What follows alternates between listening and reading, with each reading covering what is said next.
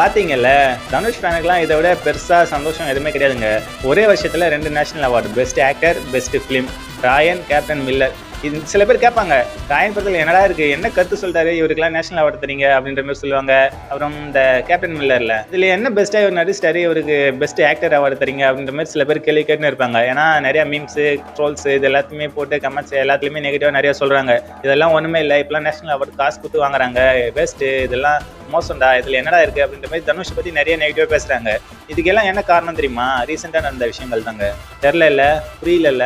ஏன்னா அவர் ரசிகர் மன்றத்துக்கு ஒரு கொடி அனௌன்ஸ் பண்ணியிருப்பாரு. அப்போ அடிக்க ஆரம்பிச்சாங்க எல்லாருமே சோஷியல் மீடியா ஃபுல்லா. ஸோ அதனால தாங்க இப்போ தனுஷ் பத்தி நிறைய நெகட்டிவான விமர்சனங்கள்லாம் வரதுக்கு காரணம். ஏன்னா இப்போ அவர் கொடியை பத்தி எந்த பிரச்சனையும் எந்த அனௌன்ஸ்மெண்ட்டும் வராமல் இருந்துச்சுன்னா வச்சுக்கலாம், சோஷியல் மீடியால இந்த அளவுக்கு பேச பொருள் ஆயிருக்காது. 1000 பேர் 1000 சொல்லுவாங்க. தனுஷுடைய ஆக்டிங் இந்த 2 படத்துல எப்படி இருக்கும், அவருடைய கதை எப்படி இருக்கு, இதுல என்ன கண்டென்ட் இருக்கா, இதுக்கு அவார்டு தரலாமா தரக்கூடாதா அப்படின்ட்டு உங்களுடைய தாட்டை கீழே கமெண்ட்ல சொல்லுங்க. முக்கியமா 2024ல எந்த படம் நேஷனல் அவார்டுக்கு வர்த்தான படம் அப்படின்றத கமெண்ட்ல சொல்லுங்க.